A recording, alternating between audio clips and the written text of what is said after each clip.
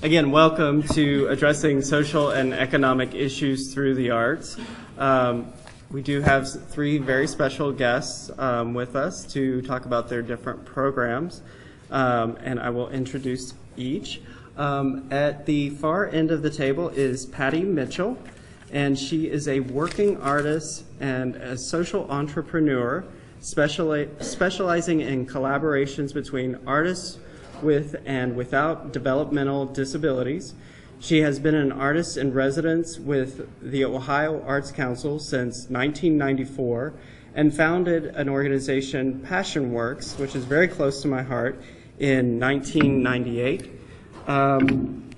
This is a studio that provides people with developmental disabilities opportunities to participate in the arts and create art, and generates a renewable funding stream to continue the arts programming that they do.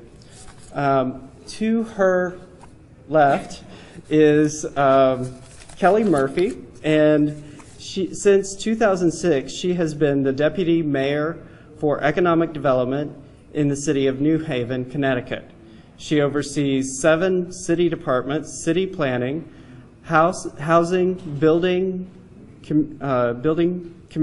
commission on equal opportunity, transportation, economic development, and arts, culture, and tourism. And actually the director of that department, I believe, is somewhere in the room, Vivian Nabetta. Thank you.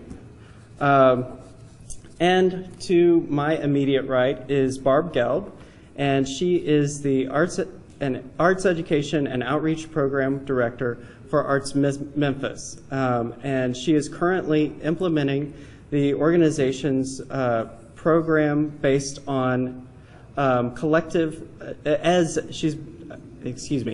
implementing the program as a collective impact initiative, and she will explain more about what that is. Before we get started on the discussion, let's see, second to hold. Just wanted to say a few words about this topic. As many of you probably know and have read some of the RAND research on barriers to arts participation, perceived barriers, practical barriers, and experiential barriers are real. They do keep people from participating in the arts, from feeling that they are welcome in the arts. All of these people have made considerable inroads in addressing those types of barriers. And also, they all know that art as a communicative experience is vitally important in building community. We all know, and they will show you through their programs, that the arts really do bring about an expanded capacity for empathy. They can bring cognitive growth when being a sustained part of a person's education or training. They do create social bonds, and there is often an expression of communal meaning that comes from arts participation on a communal level. So without further ado, I am going to turn it over to Patty to tell you her story. My story. Yay. Thank you, Shannon. You're welcome. Thank you for the invitation to your fabulous state. It was just great traveling here. I'm just so happy to see all of you. Okay, I'm going to talk to you about, as an artist, my approach to involving the arts and community. One of the things that I am really interested in is making stuff. And in my world, art is number one. Making the art is the number one process. So finding places, and I like to work with other people. I'm a natural collaborator, so I'm always looking for places where I can meet other people, come together and make things. I learned about sheltered workshops. You may be familiar with them. They are factory-style, like day programming for people with developmental disabilities. Piecework, stuffing envelopes, making pens, things like this. Well, I walked into and I had a tour of one of these facilities, and all I saw was an art studio. The other piece that's happening is that in these sheltered workshops, these models are not actually flourishing because work is not coming in the door through reasons of change in our society, and these rote kinds of activities are not in demand. I don't see that as a problem, I see that as a change. So this is a sheltered workshop, very typical, huge tables, big space, lots of people coming in the morning, looking for something to do and leaving together. It's a built-in audience. So the traditional work here, we have some women putting brake pads together, dirty, heavy. It's not interesting. And it's not as interesting as the people who are putting these pieces together. We can do better. So within a sheltered workshop, we just basically had an experiment through the Ohio Arts Council. They funded this experiment of what would happen if an artist was placed in this space. And we had a very small area. It was just 3 tables put together, and we invited people to come in and make things. And it wasn't that we didn't have goals. We didn't say, you know, you have to be here for 2 hours or you can't participate. You come in, you make something. If you're done, you leave. You come when you want. And it was this free flow of ideas, and by a very short amount of time, it was like the Wild West. People would get off the bus and run to the studio because they wanted to make sure they had their seat. So it wasn't about capturing an audience, it was about creating the space for even more people to participate. This is my friend Carolyn Williams, and she draws flowers over and over and over again. And with every flower that she would draw, she would look at me just like in amazement, like, can you believe this? And I'm like, I can't. It is so beautiful. That was a blank piece of paper, and look what you've done. So knowing her, she's made thousands of these drawings. And I wanted to celebrate her spirit and her drawing. And at the same time, we didn't have really any money for a budget.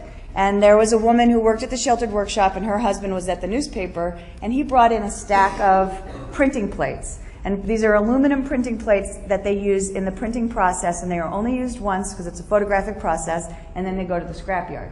So we used these broadsheet panels as canvases for painting. And we just started decorating them. And then the idea was we'd have shows at a nominal cost. But then we took Carolyn's flowers and we broke them down in their patterns, and then we started cutting out the metal shapes with scissors and then building sculpture. And this is JT and my friend Wendy. They're building this sculpture of Carolyn's flower. And this was, the staff told me this was the first time that they saw JT smile.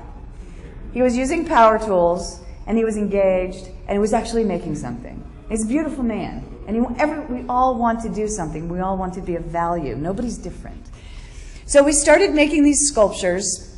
They were wild. They were like 4 foot, and we had them like in these environments, and then people wanted to buy them. I was like, oh, wow, that's cool. Okay, you know. And then we started making money through these flowers. And then I learned about UPS and what their standards were, and we put them on the web. And they turned into 19-inch flowers, and they are completely hand-decorated by people with developmental disabilities, and now that is their job, to do what they want. One woman compulsively writes about Smokey Robinson. Thank you, Alexis. It's her job, right, to do these flowers. So over 22,000 of these flowers have been sold throughout the world. And they've created employment, but they are creating jobs that people are naturally in tune to. If you have cerebral palsy and you're asked to put a pen together, your body type does not match the job. But people just bend over backwards to figure out jigs and how to create behavior plans to keep people in place so they can put those caps on. Who cares? Nobody cares. It can be done by a machine. But David Dewey and my friend Carolyn, she can draw her flowers over and over and over again all day, and she's been on PBS, NPR. She's famous in our town.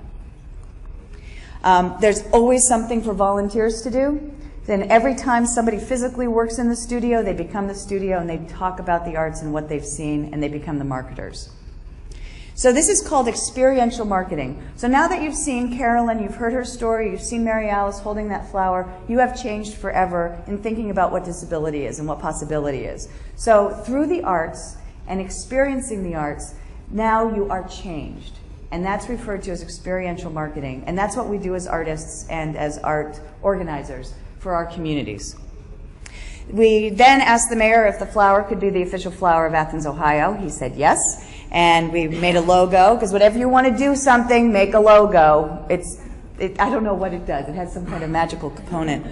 And I live in Athens, Ohio, which is a rural city. It's Southeast Ohio, Appalachian, old coal mine community. And so we've made over $1 million in sales through the art products made with people with disabilities in an area that is the poorest county in Ohio. But we're not in the poorest county of Ohio. We're in the world that has UPS and the web. We're a world citizen, so we can send things anywhere. When the Rotary Club was celebrating their centennial, they asked us to design a fountain. And I just love that they came into a sheltered workshop and asked people with developmental disabilities to design this project. And it's like, well, sure. But they said, but please have the flower be at the centerpiece. And so we did some drawings, we made some art, and they built this flower. So our town is now a destination for people who want to see the arts. They want to learn about possibility of disability in the arts. And it has really been an economic driver for lots of other industry within our community. Here's Harry. Before he was an artist, he was a pen maker for 30 years. He then retired himself from the pen making department and became an artist full time. I'm very proud of him. And then other projects are then requested. Once you do something, somebody else wants you to do something else. So this is in our Veterans Memorial Garden. We made a bench with the visiting artist Angelica Pozzo. Brides were walking down the aisle with these metal flowers, so the response was then, well, let's make them out of paper and have safe for celebratory situations. The barn project, somebody just referenced that. You know, the Quilt Barn Project that started in Ohio in Adams County by Donna Sue Groves. And we did a flower, the first quilt for Athens County, because the flower is the official flower. And if you saw some of the products that were on the table right outside the door, they'll be out there. These are some evidence from the studio. And then making products that are designed by people with disabilities but have a higher profit margin. And these are laser cut flowers from Carolyn's Designs. And then so these designs and this artwork can be translated to anything. If you look around your living room, it's like you can design everything in your living room better through the art that's made wherever, but specifically with people with disabilities. We had a jewelry artist come in, we made jewelry, and in the first 3 years we had $63,000 in sales. And we not only made money, I'm all about making money, I think it's a lot of fun, but what I really like is to see somebody wearing this jewelry and then telling the story. It's their own story. And then these marketers are all over the place spreading the love. Instead of workshop with these pens, we designed products that responded to the abilities and the physicalities and the interests of the people who are asking for employment by coming into this facility. So that reindeer is designed with Serena's marks, Mandy's sunshine, and then we designed it so that so that Serena can do it. Hunting season, David Dewey painted a bullseye on that deer, and those sold like that. It's like, it was a joke, but that joke turned into a new product. So we're always listening to the individuals as to what they can do and what they want to do. Here we have a hand-painted clock, and then we go out and sell these things. I'm no longer with PassionWorks. Now what I do is I travel around and share this model and help other organizations begin these events, have their own studios or activity. These are, so then the artwork is also sublimated onto products, so you can make 500 mugs. You don't have to build 500 mugs. You can produce them. So this is PassionWorks now. In town, they bought a storefront, and they have a store and a gallery. Another Goodwill in Columbus, Ohio, they took this idea, and when they did a reconstruction, they put their studio in the front of their building, and they make beautiful objects. Can Do in Northwest Ohio, farming community, very conservative. They told me this would never work there. They are doing fabulously because the art speaks for itself in this beauty and the love and what's possible. And here we have some of the pieces. They decided to make a barn star out of the newsprint plates. And we talked about this in our group that was small, but the idea of scarcity and abundance and the model of scarcity, if you think there's only so much, like the only money that's available is through the TAC, you know, then it's like you're all in competition with each other. But if you realize there's money everywhere, and if every arts organization is strong, then everybody else is stronger. I love that they use these newsprints to do this. I challenged in a conference, and this one woman picked it up. Now I can talk about these. They sell them. We sell the flower.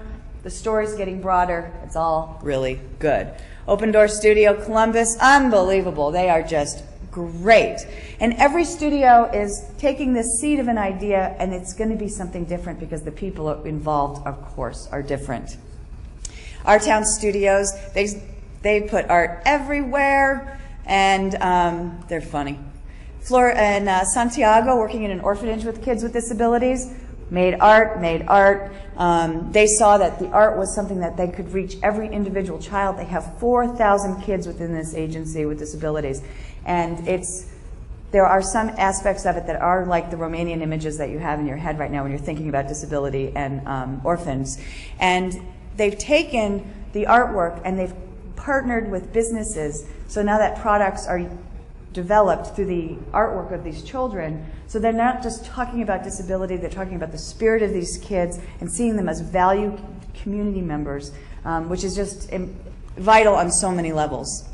Here's some of their jewelry, their products, and this works in Alaska using Tyvek. We made dog leashes at this facility, and then people started bringing in their dogs, and then art was made with the dogs. And then their logo became that artwork that artist made because that dog was brought into the community, and then they're selling it. In their first sale, they made $2,000. It's awesome, right? Who doesn't need a bright, colorful dog leash and a gift, and there's their senator with them, and so he's part of it. Woman loves butterflies. We make butterfly puppets. Her life is better. She's respected, and it's her story.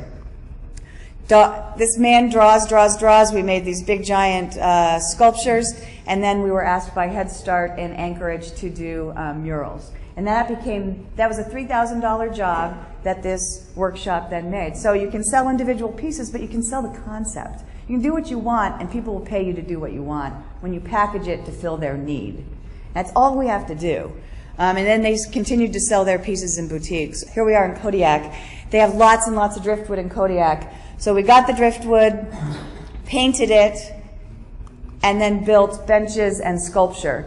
And then it just speaks of place. And then we were invited to put the bench in the visitor center downtown Kodiak. And it doesn't speak of, it's like, this is art done by people with disabilities. This is art. The artists? It's Jim and Dana. And then the story unfolds of maybe some backstory.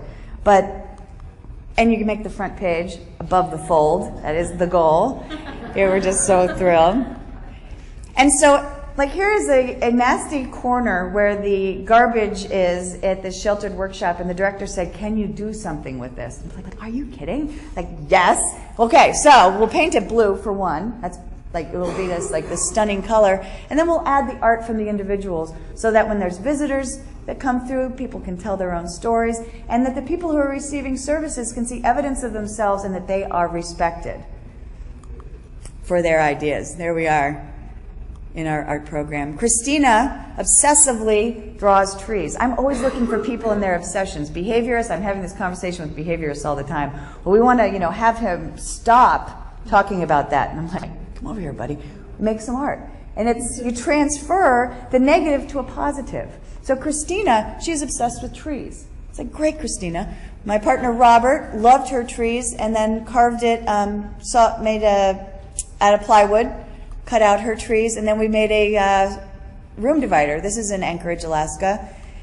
And people painted it, and we made this beautiful thing out of, it was all old storage container boxes. And now Julie has a new office. So one thing is about talking about the arts, the other is that we need to demonstrate the value of the arts and have it surrounding us. You can take places that are not interesting. This is another sheltered workshop. I go to these sheltered workshops and it feels like going into a factory.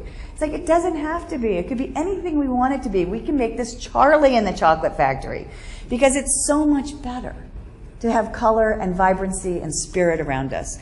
This is an entranceway in Wasilla, Alaska, and we made a mural out of pants. Because you don't need a lot of money for materials. We have so much in this country, so much. And look at all the people who worked on this project. So they get to see this every day that they come in. Here we have an entranceway to another facility serving people with disabilities. Bam. And storefronts. So people are like, well, we don't have a place to make art. There's so many places to make art. Just go on the street and start making art. Go to a mall. How many empty storefronts are there? Here, I was asked to teach at Ohio University, and I said, okay, I'll teach the class at the mall in this space. And they were like, okay, because it was arts in the public sphere. And we turned this storefront into a classroom, and we made 2 large dinosaurs. And anybody who was walking by could come in and help. And people brought in donated materials. My partner was a plumber for 20 years, now he's an engineer. He built this skeletal. Has a very different brain than I do, but I love his brain. And people just kept bringing in things. And kids were doing drawings, and we were immediately incorporating their work in the piece so they could see evidence of themselves. And the students really had a great time. And we built these things. We had no idea what we were doing. They just were built. And so now these dinosaurs are at the mall, and they're an attraction. So people come in to see the artwork. And they're pretty big. And just made out of things that were going to be thrown away. And there they are in there. So right now, again, in this small town, we have 15 to 30,000 people come onto the street for Halloween. We have a huge party. It's a problem for the university because we are the #1 party school. They don't like that. And I mean, it's not the best thing. So, but I see that as an opportunity. Instead of having a raucous, drunken situation only, let's have an art experience early in the evening. So the problem is part of the solution and what I get to do, what I want to do. And so I said, well, let's have a puppet parade before the craziness begins. And so with one conversation, they gave me $10,000 and said, okay, do it. And so right now there are probably 50 people in this old storefront making puppets that are going to be on the street Saturday in Athens, Ohio. And there we are. We're setting up in this old storefront. Honey for the Heart is the name of the parade, and that was what my friend Daniela said. Athens is like, she's from Santiago. She's living with me she worked at the orphanage. She's living with me for 6 months. She said, this place is like honey for the heart. And we said, okay, that's the name of the parade.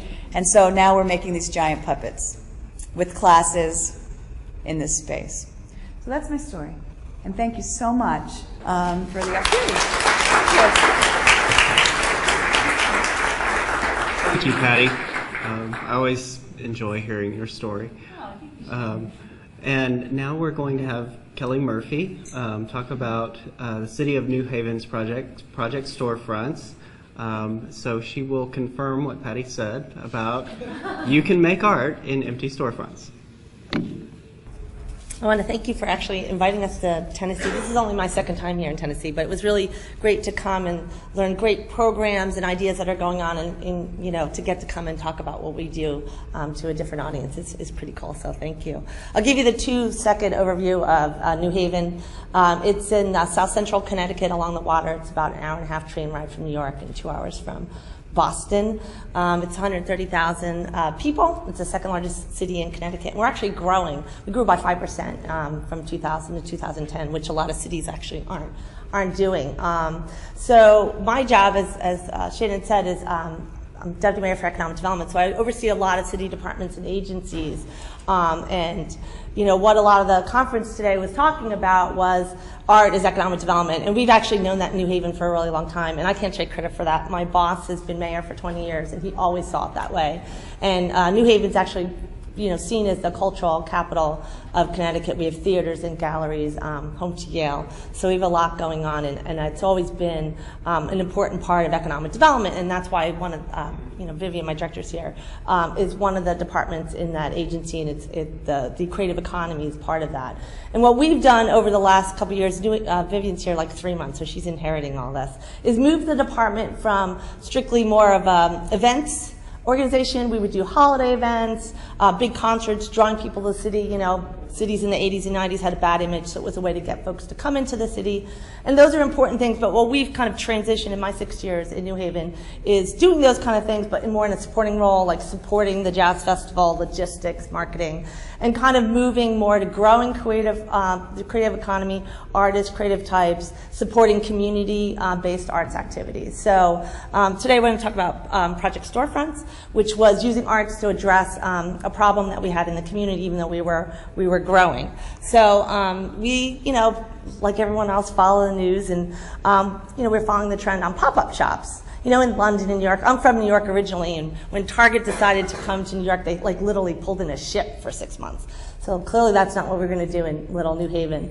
So we took the concept of a pop-up shop, and then because it's in economic development, we looked at the models that were there, and what we were doing differently is using the staff from economic development to work with artists and creative types to kind of grow their skill sets. How do you price art? Because sometimes you go out and people, they could sell their products, but they don't even have prices on it. They don't have merchandise. How do you put a business plan together?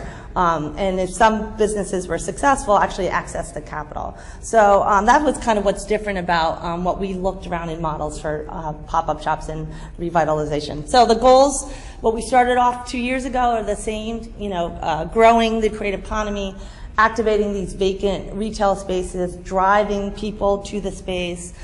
We picked the area in downtown that it's one of the older sections of downtown, had been disinvested for a while, but we were making big investments there. But after 45 years of vacant buildings, people kind of forgot about this part of town. So this was a way to kind of engage the community with what's there. The retailers that were there were struggling because, if you have half a block that's empty and half a block with retail, people walk by going, it's not worth going down this block. So this was getting folks to come down the block to support, showing people this great space. Hey, you can put your business here, but also to support the businesses that were already in New Haven. A lot of partners, both on our business end. We had actually approached these business owners and say, hey, will you give us free space in your building?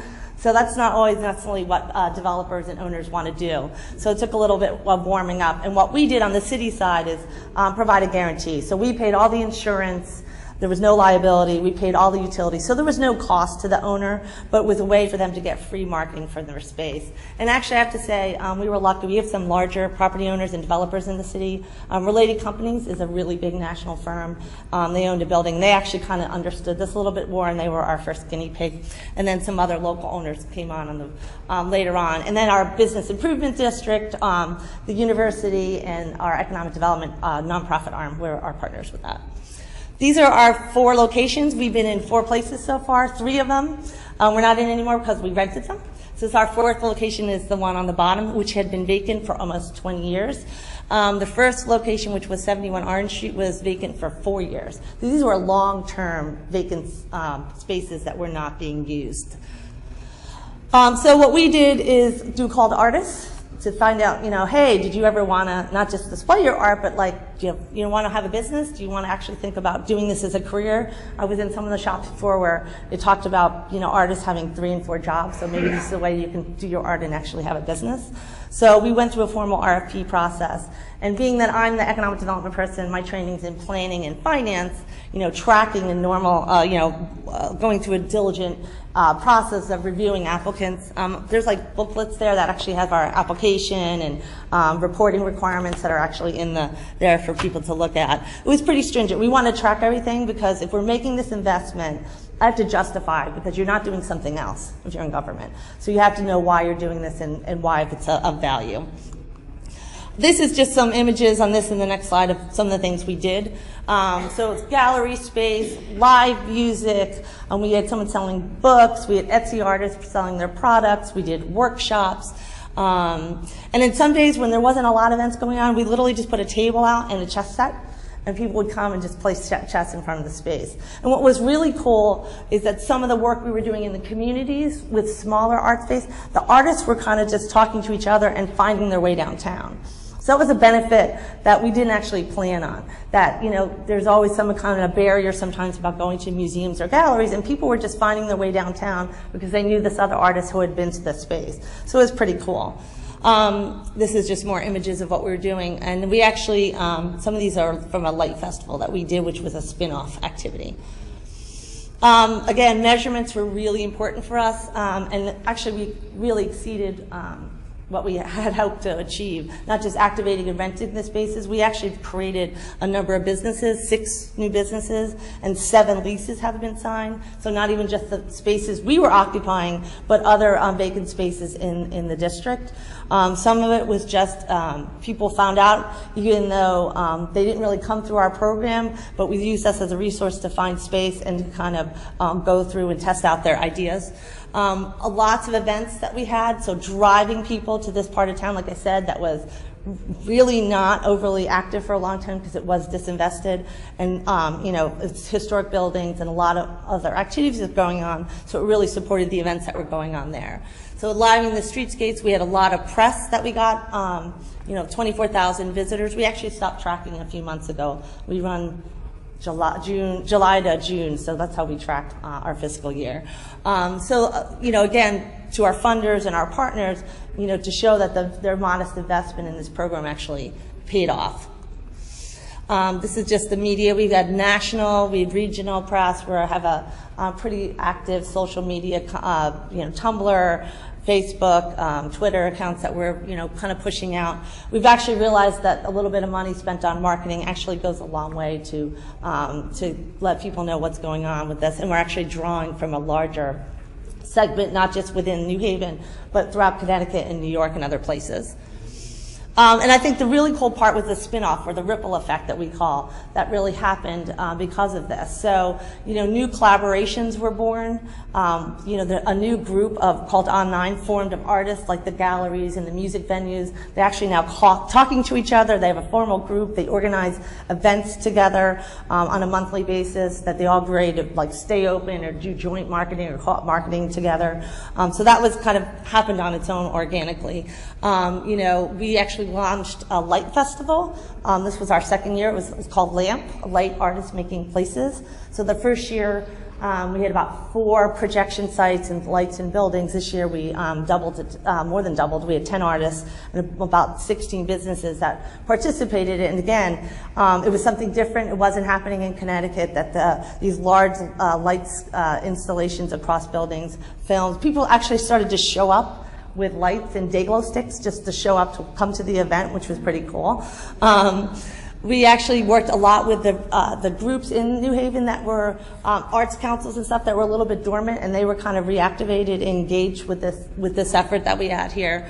Luckily, we received an EA Our Town grant, which was substantial for us. That let us keep going with that, and some awards. And we've had some, actually the state of Connecticut is actually modeling a program on ours to do statewide, to take this to other small towns, and they've asked us to kind of launch it for them and be their kind of resource to continue the program in other places. And for us getting to come to places like this and talk about what we do and how we've done it is pretty cool. I think, again, wearing my economic development hat, the reason we do these things is this broader economic picture and why arts, for art's sake, is great, but it also is an economic driver. The building on the right is a $200 million building. It's 500 units of housing. It was the first major private investment in New Haven in 30 years. It was on a lot that had been vacant for 45 years. It was a parking lot. And so the current project storefront space is literally right across from it. We put a new grocery store. If you're from cities, that's really a challenge. Food, you've ever heard of food deserts, that there's real access to food, fresh food and vegetables is a really big thing. But again, the store, people never came to this corner anymore. So having project storefronts and having other things happening there would drive people there. And so this investment of this $200 million project, we've had a lot of new stores, a new improved park, restaurants, bike shops open in this vicinity based on what was going. So there's starting to be this synergy that's happening. And I just want to focus on one of our first tenants in our first space called The Grove. It's a co-working space. I don't know if anyone's ever heard of that. I hadn't at the time when a friend of mine who's a software developer talked to me about it, and his friend had this idea. So when we were doing project storefronts, I was like, okay, let's try and see if that would work. Well, they were one of our first 4 applicants in the program, and now they're this huge co-working facility themselves. They're actually expanding shortly, and they're actually growing businesses. They actually have 2 firms that have come in through their co-working and have received venture capital firms money for their ideas, and they actually are hiring staff. So now this business that we created is now creating other businesses and hiring employees.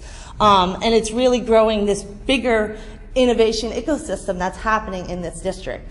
This group called Make Haven it was interesting. They're actually a group of tinkerers and prototype developers. They have, 3D printers that they fix. They have saw bands in there, sewing, computers. They literally come up with their ideas and they prototype it, and they do this all on their own. And we're just kind of supporting them to fit out their space. And then we've actually had other co-working spaces open. So there's this kind of synergy that's happening in this space. And I think in a couple of hours, the governor of Connecticut's making a big announcement in terms of supporting us with a very substantial sum of money to really boost this innovation ecosystem that we have. And really it started with the Grove that came out of Project Storefront. So that's like really exciting for us.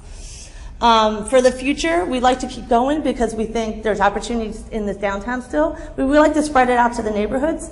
We're a compact city. We're only 18.5 miles, but we have some really distinct neighborhoods and commercial districts and have some challenges. We like to be able to bring that same kind of energy to do that. So funding is always a challenge for that. So we're looking for ways to keep that going and drive that activity to the districts. Continue to make Ninth Square a strong neighborhood, this innovation ecosystem that it is.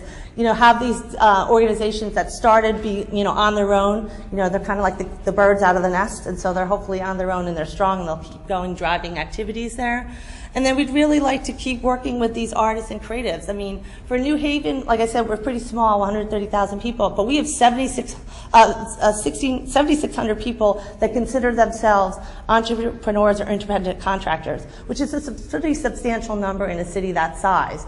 So these are folks that are actually, writing software, coming up with art that they're selling, coming up with ideas and making it their career. So that's something we want to grow.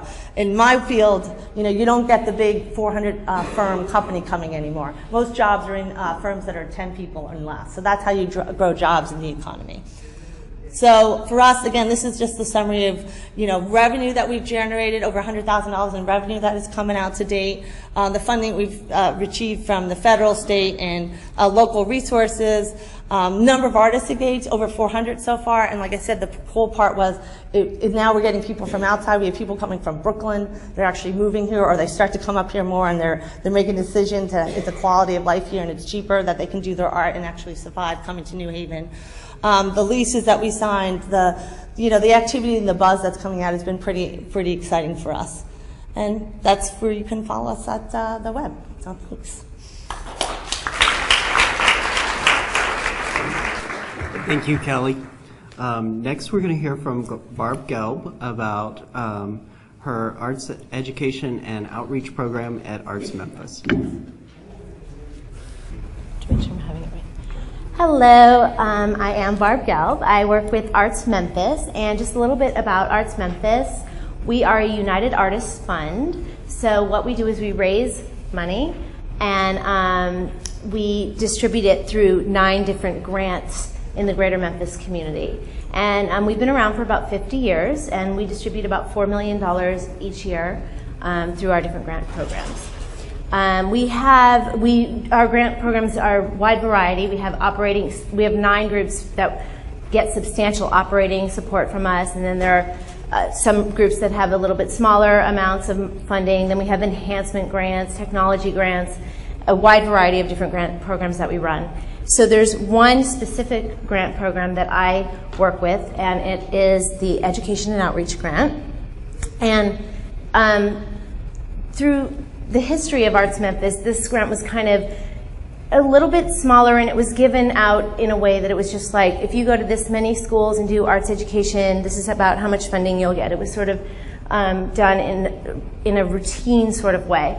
And over the last couple years, we did a lot of talking and listening, more listening than talking, and research, and really thinking about how we can really go further with our arts education grant dollars and what else we could do. And we worked with a foundation that we managed to get a $250,000 a year commitment for 3 years to work on arts education using system of collective impact, a theory of collective impact. So I'm going to explain to you a little bit about collective impact, a lot about collective impact and how we designed this grant program around the idea of collective impact and what we've done so far with it and what we hope to do with it.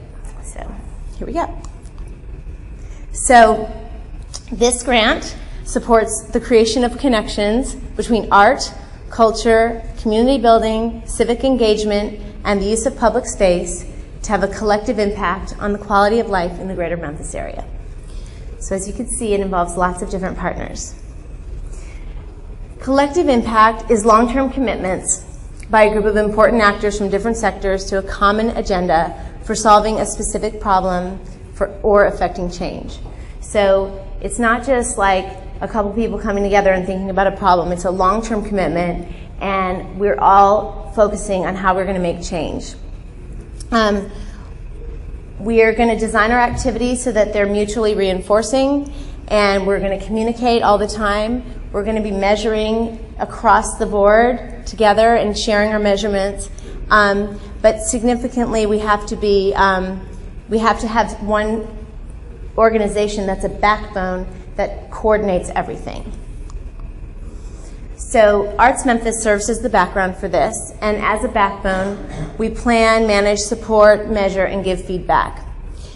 So what we're going to do with this program is we're going to continually, if you receive a grant through our program, we're going to continue to help you go further with that grant. We're going to continue to make goodwill within the community.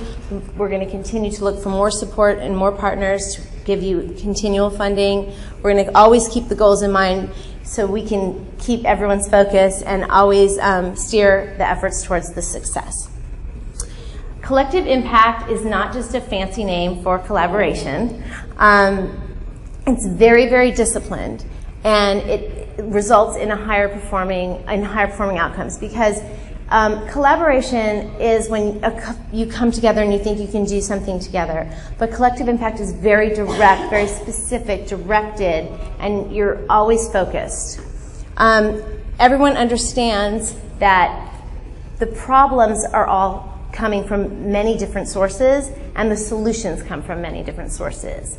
And it's about breaking down the silos where people are thinking about their own problem and their own solutions or their own barriers, and they're opening it up and sharing them together, and then they're able to be more resourceful as a group. And also, everyone involved is committed to always changing and always checking themselves. So when we ran the grant program, it was understood that if you wanted to work within this grant and receive funding from it, you were going to play this game, play this role. In order for collective impact to be successful, you have to have an influential champion or group of champions, which would be basically Arts Memphis is obviously one, and we have a lot of impact in the community, but also the Assisi Foundation, which gave us the $250,000 LEAD grant per year, is a pretty strong, influential champion for us. And you have to have financial resources for at least 2 to 3 years, and you must have an urgency for change in the community. Memphis was really perfect for this. I think if you were in the last session, you might have heard somebody say our school system is basically like kind of collapsed in a way. It's hard to explain it like standing on one foot, but basically we had 2 systems. They were supposed to be coming together as one system, and then the sort of more affluent side of that, they have all decided to each pull out and be independent systems if they can, leaving the poorest of the poor in one area. So it's kind of a mess. It's a big political fight, and we need to really be there for our kids, and we feel that the arts can do that. There's also just the need to really change. We are the poorest city in America, and so there is an urgency. So first, we initiate action. We identify leaders and stakeholders and all the players, and we collect data, and we facilitate outreach to the community. So for about 1.5 years, it was all about research. All the different arts groups were coming together, and we were doing focus groups, and we were listening to them and finding out what their issues were with arts education, what was hard for them, what was easy for them, what were their barriers. And we were just really collecting data about the community. who are we serving? And this was really important because we could have amazing programs that we're funding, but the people can't get to them. So we have to know this information. So we did a lot of research.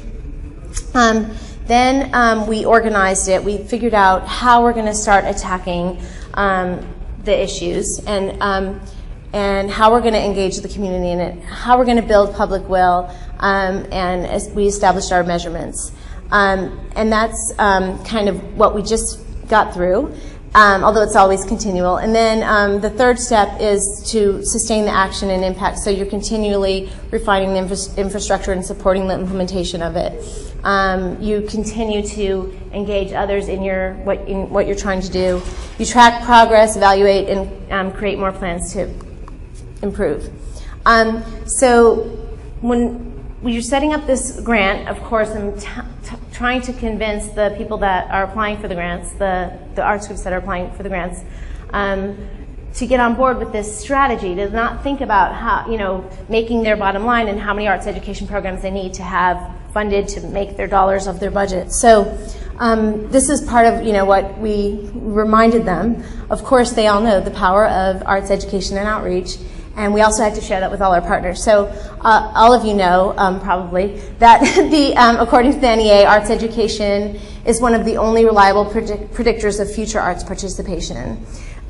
Exposure to the arts early and often builds future audiences. So if you're thinking about your bottom line for right now as an arts group, that's great, but you also have to think about that you want to have an audience in the future. So education should not be at the bottom of your list. Education should be at the top of your list if you're going to plan for your future, because if you're not doing art education programs, you're not going to have an audience in 25 years. They're just not going to know enough if you're not accessible to them. I mean, I just know from my own personal life. I mean, my parents just took us to museums, and I remember just driving to Boston and sitting outside at the Boston Pops, and that's how I had a love of the arts, because it was given to me. But if you don't have access to it and education in it, you're never going to have a love for it. Teenagers and young adults of low socioeconomic status that are involved in arts activities, it is proven they have better academic goals, higher academic achievement, and higher career goals. And participation in and exposure to the arts builds bridges. It creates conversation, and it breaks down walls between people. So it really brings the community together. Now, it can only bring a community together if the whole community is participating. So that's something that's really important with collective impact. Memphis is a great city. We have a great history of artistic excellence. We're a city on the verge of change. As I already told you about the school transitions, it's a challenge, but it's also an opportunity. We also are one of, I think, maybe five cities that are part of the Bloomberg Innovative Strategy, where we have a mayor's team that's in there working to change our city. So we have a lot of focus right now in really trying to improve our city. Our arts groups are fantastic, and they really are on board right now after the year and a half of working with them. And Arts Memphis is ready to take the lead. So with all that, we challenge the art groups to think differently, to work together to have as broad of an impact as possible. So when we said, okay, we're ready to introduce this new grant program, we're challenging you, think harder, go deeper, have more of an impact than you could ever have. And we're going to start reasonably for the first year of this 3-year grant, and we're going to build solidly upon that. Our $250,000 a year is matched, so it's $500,000 a year that we can give out over the 3 years. And the first year, let's say we didn't give out the full $500,000, then it goes into the next year cycle, just for the record. So at the first time, we had 60 eligible groups that could have applied, and 37 different groups applied for funding. I did hand out some guidelines that you could see, but I wanted to explain a little bit about how we came up with our guidelines for this grant and how that relates to collective impact. Obviously, in any grant, a program has to be effective and efficient, and it has to be smartly designed so it will make sense and not be wasteful. We said you had to be collaborating with other organizations. The collaborations could be with other arts groups, with other nonprofits, with community centers, libraries, city organizations, or schools. But you couldn't just be doing it by yourself. Project goals had to be reasonable, the project had to be sustainable, the organization had to be sustainable. Then the next criteria was that you didn't have to do this, but you got points and extra funding if you focused on a designated area. So the designated areas that we used, which mean nothing probably to many of you, but Binghamton, Fraser, Orange, Mount Solsville, Whitehaven, and Hickory Hill, those areas, we chose them based on all the research that we did. This is how the collective impact works. We knew that the city was pushing and putting funds into some of these areas and saw them as opportunities for growth. They were doing some storefront projects in some of them. They were doing some urban blight projects in others that we thought were good partnerships for the arts. So those areas, we said, okay, we can have a greater impact in these areas because there's already funding being put into them. There's already like notice on these areas, so we're going to try our first year to look at those areas. So that made our arts groups think about these areas, which are usually harder to serve, but it made them step up to the plate. Another thing that they got credit for was if the project addressed a social issue. So we, again, through collective impact, we said to the groups, if you want funding, we would like you to seriously think about what are the real issues that our city has that we want you to address. And we gave examples. We weren't, they could fight for a different issue if they thought was important to the city of Memphis, and it worked sometimes. But blight, gun violence was a really big one, mental health issues, obesity is a really big issue, bullying, economic vitality, special needs community. So any type of issue that you would address would also give you more points in your grant. So this just helped our groups think more broadly and more deeply before we funded them. And then of course, we would want a history of some excellence in executing programs. So therefore, like if you were a new group and you maybe didn't have a good history, but you've hooked up with another group in your grant, that would give you more credibility and more opportunity for funding. So the grants were awarded. We did not say there was going to be a minimum or a maximum because it was our first year. And this just happened, so this summer, so this is all new. And we wanted to see what people applied for. We ended up, and we also said we wouldn't fund 100% of any grant.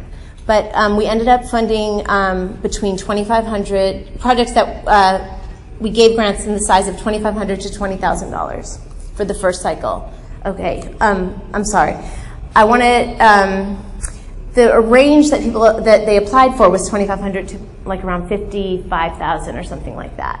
And the way we award our grants is a volunteer community panel. So volunteers from the community read all the grants and sit and talk about them for a long time and really think about the collective impact issues. So it's a diverse panel representing many sectors of the community, and they really thought about how all the grants together would affect the community. So some grants even might have been good on their own, but if they weren't part of the like the way we were trying to make a whole large impact, they weren't they didn't get funded. I wanted to tell you also, I felt either I missed a slide or I'm out of order, so maybe we'll see what happens if it pops up later. But what we did was, before they applied for the grants, we offered all of our arts groups 4 sessions where they learned about the communities that they serve. So they learned more about Memphis. We had one session where the school representatives came and talked about what do they really need from arts education, what do they need from the arts groups. So instead of having the groups just say, okay, we want to do Annie at your school, and then another group's coming in the next day to do, Christmas Carol, and another group, like that doesn't, maybe that's not what the schools need for our students. So we listened to the school system. What do they need in arts education from us, and what they would like the groups to apply for grants. The second group that we had was this mayor's innovative team. They told us what they're working on in terms of the city, and they talked about gun violence as a major initiative and all the stuff they're doing in the city regarding gun violence and how the arts groups can help regarding gun violence. The biggest takeaway from that was that the most important factor in fighting gun violence was getting kids off the street from 3 to 6 on weekdays. It doesn't matter what they're doing, as long as they're not on the streets. So grants that wanted to do that between 3 and 6, they had a lot of backup because they heard from this group. The third session was with, we invited tons of nonprofit agencies, non-art nonprofits to come, and it was kind of like speed dating. Each one had 3 minutes to talk about what they do, what their mission is, and how the arts can help them. And so the arts groups listened, and many partnerships were formed in that meeting, and many grants were applied for through that. The fourth one, we had Memphis Police Department officers who do community outreach come and talk about who they serve and getting the kids out of the apartments and into the park or into the program, or how to do that and what the arts groups could do to help. And they also learned about the arts groups in that meeting. And we also had the Parks and Recs department at that meeting talk about their needs and challenges as well. So that's how we formed these partnerships before these grants were written. So grants that were written in response to these sessions really did pretty well. We also, as part of this grant, offered pop-ups, which the reason I'm talking about them now is because of the title of this session.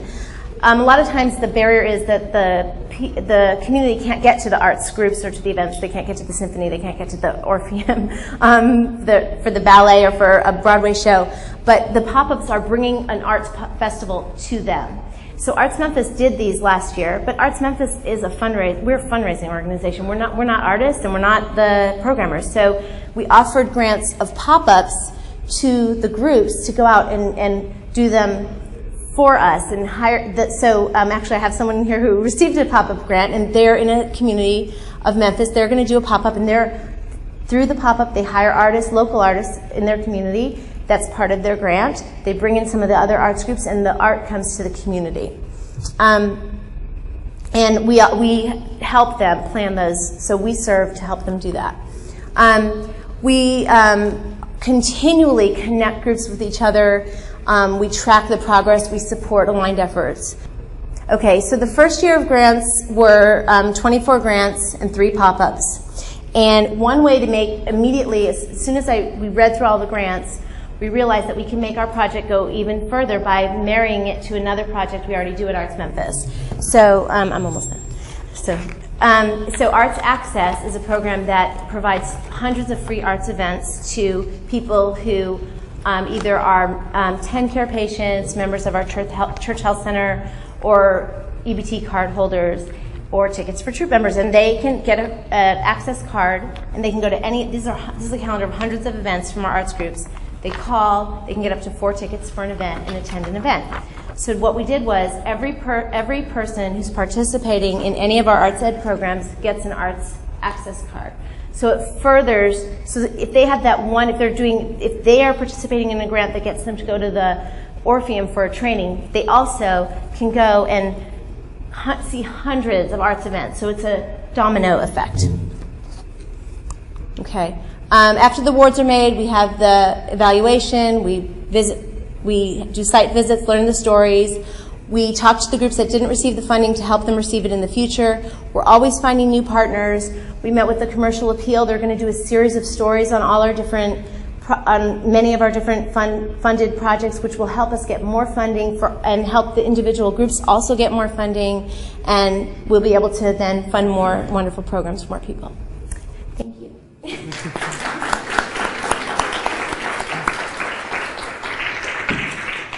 I had a few questions to ask the panelists, but I think your questions are more important. So I'm going to open up the panel to audience questions. Thank you, William. So who has the first question for our panel?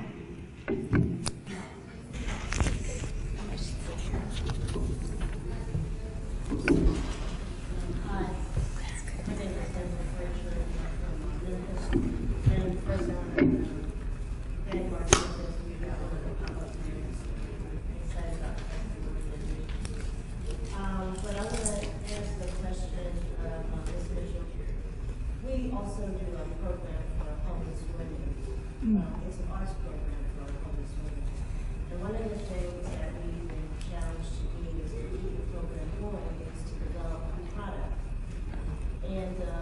we actually visited Nashville. They have Thistle Farms, which are women who are getting incarcerated, and now they have a product, and their product is they actually create candles and different things, and they're now in Whole Foods. And I was trying to get your opinion, because this is not for people with disabilities, but for a different population, and how you work so that we may have our program for homeless women to continue, because most of them have felonies. They can't get work. They also don't have a GED.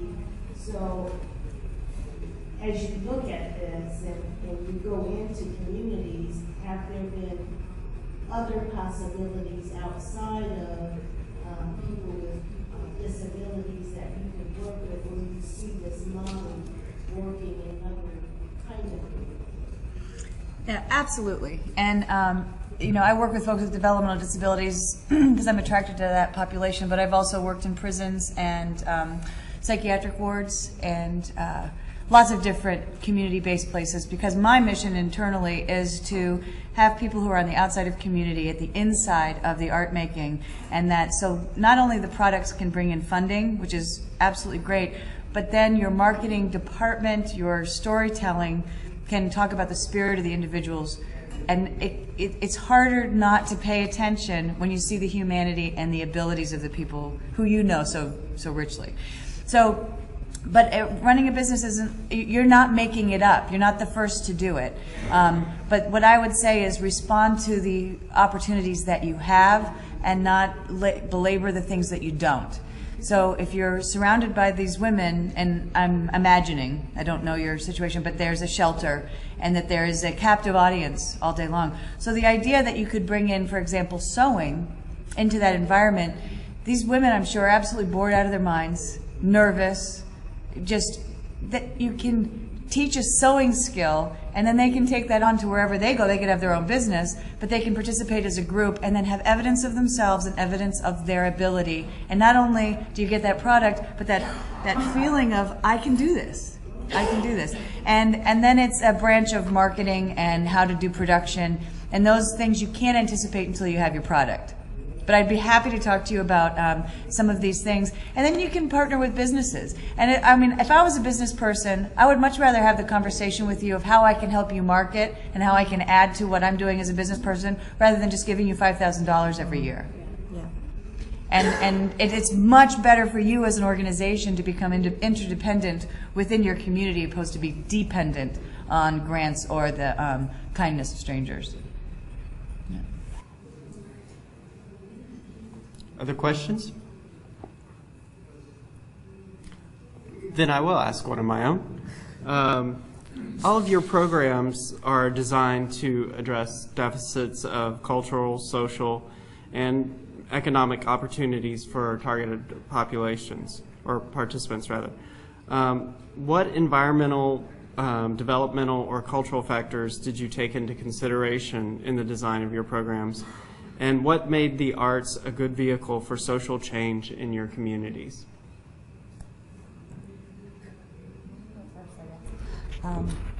So for someone in my field, I do a lot of real estate development. Like, for example, I'm actually removing a highway starting in January and putting a 400,000 square foot lab office building. And that's the thing that gets the press and people get excited about. And it's fun to do that. But I think those are the things, they're important, but it's not everything. And so for us, it's the things that people don't actually write about necessarily, and doing the kind of work that I always call it like the grind it out kind of work, that's not glamorous, and it takes a little bit more work, and you have to scrappily do it.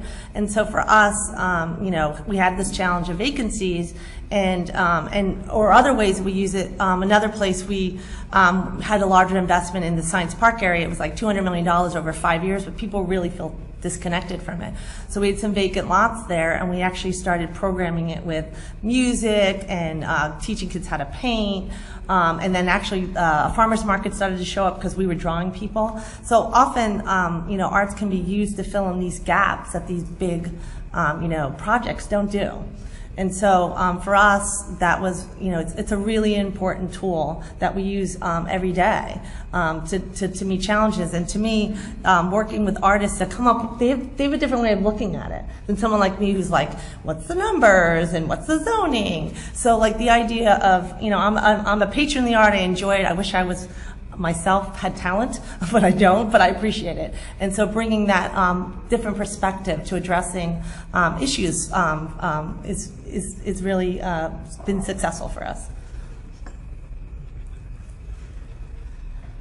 I think that one of the things that we noticed was that the arts, they're not very expensive to add on to other programs, and so it was easier to make the case to impact another type of program further and more successfully by putting the arts component into it. So that was kind of I would say that was one of the ways I would say that just that it was a good sell, that the arts wasn't as expensive for any, it wasn't a huge addition, and it really you can go a long way with it, and I think that was really important to us, and to people we were talking to our program about. Well, and the magical thing about the arts too is that they expand and contract to whatever the invitation is. And so, if at the university your recycling department is like, we just can't get people to recycle cardboard. It's like, well, I'll tell you what, I'll make you a cardboard castle on the green, and everybody's going to be talking about cardboard. And not only will they think about it as repurposes, but they'll have this conversation, and you can get your mission done. If you want attention to your food bank, to after school, whatever it is that you want, if you ask an artist to investigate problem solving, it's really fun. I mean, because these guys do all this hard work, and it's like you're creating the platform for incredible things to happen, but it's the investigation of materials and problems, and not saying this is the solution, we want you to replicate exactly this. Don't do that to an artist. Say, this is our problem, look at these materials, what can you come up with? And then you'll get something new. So it's the investigation of your community and your materials and opportunities. You know what? My question is for Kelly. We're going to talk about advocacy here in a few minutes, and so recording. All right, we're going to talk about advocacy here in a few minutes, and I am dying to know. I know that you said your mayor is a supporter of the arts, but can you describe briefly if there was any advocacy or relationships that you had to build prior to the city approving of this budget that you developed for the project? Can you tell us where it's small, but Actually, there isn't, because there's no one above me but my mayor. So I make the decision of what the priorities are and what. So that part's easy. Then we just have to deliver the outcomes. And so it's incumbent upon us and our team and the artists that we work with to actually deliver what we said we were going to do. And, in this case, we were able to do that. But, we actually had an election a little less than 2 years ago, and there was a big change after 20 years of a Republican governor. We have a Democratic governor, and this new governor is actually really embraced the arts as an economic development tool. So it's kind of really challenging all us to do more, and creative placemaking is a big part of the driver there. So, but there's you were saying before about this competition with arts groups, and I'm a funder too. We do small grants. I fund some galleries. We actually own a theater. Why we own a theater? We're not good operators of a theater, but we have a Greek team that we brought in out of Columbus to do that. So there is that competition, and so what Vivian's challenge to do in her new role is to kind of bring the groups together, and that we're not competing. That we, when NEA grants or things, that we as a city want to put our best idea forward, our best proposal forward. And so we're really working on that together. And there's a lot of, not everyone's always happy, because if you weren't chosen, they think your idea is the greatest. But if the group as a city as a whole, thinks that it'll deliver the best. We as the city are starting to move in that direction, and Vivian's kind of leading that discussion with the various arts groups. But we're lucky that we're actually having a little bit more opportunity in Connecticut because we have a governor that sees arts as an economic driver. Oh, I have a really large council. For a really small city, I have 30 elected officials that I get to work with every day. Coming from New York, at 8.5 million, there was 50. So it's a really large part of my day because these wards are really, really tiny, and sometimes folks don't understand that why isn't the money coming to my district and why does it serve the whole? Doing these smaller projects that you were saying, they're pretty modest in cost, but they can really make this impact. And a lot of ways, it's this entree, as I was saying, with some of these larger projects, people feel disconnected from that. Like, what's this guy in a lab coat doing in this building? I mean, it's a huge driver. I mean, for every lab researcher, there's 6 other jobs. It's millions in tax revenues that pay for public libraries and education and cops, but they don't feel connected to it. So a way to connect people through that is, putting public art in or activating spaces around it, engaging folks that way.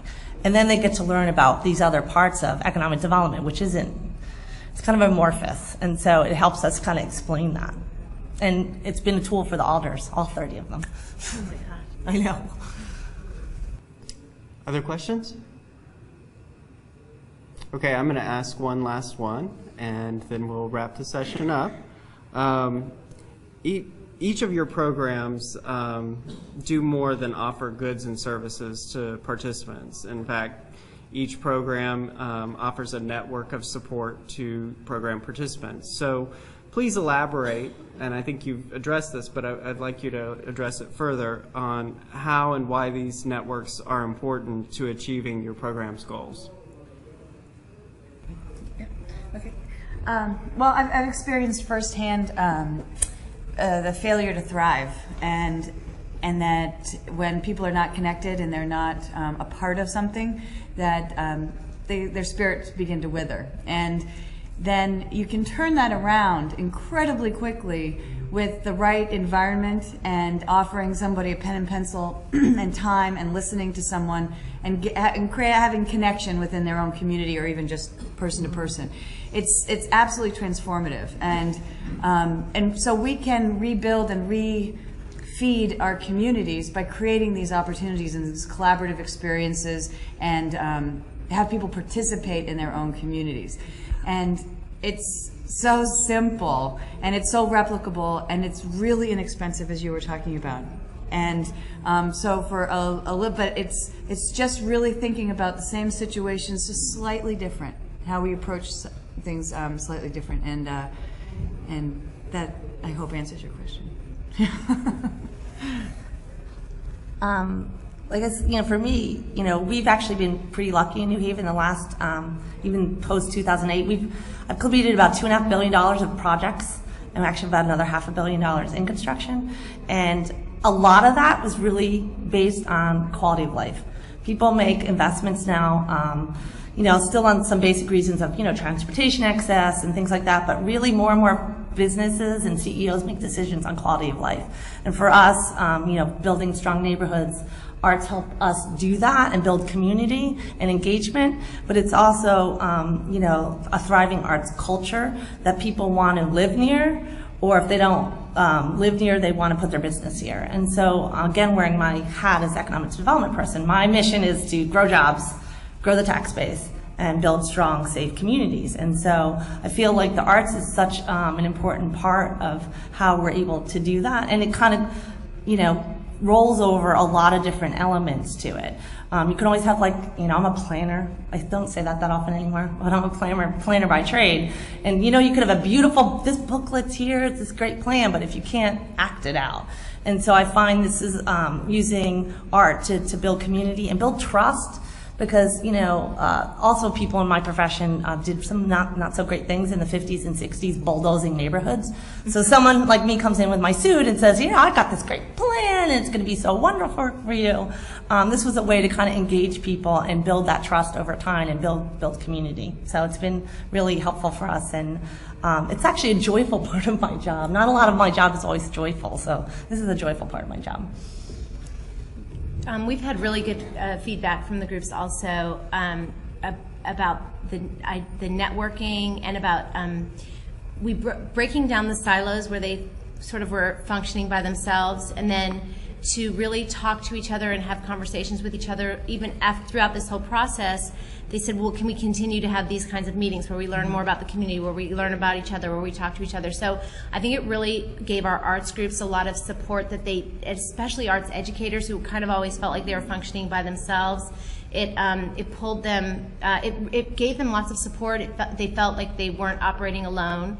And the other thing I think it did was it pushed them harder to work harder and look for other solutions. I feel like, you know, we pushed, especially our executive directors of our arts groups got pushed by this because we were saying, you can do better, look what they're doing, and look at these. So I think we really raised the level of expectations, but in a good teamwork sort of way that was very supported and comforting, but also very, you know, we expect good stuff.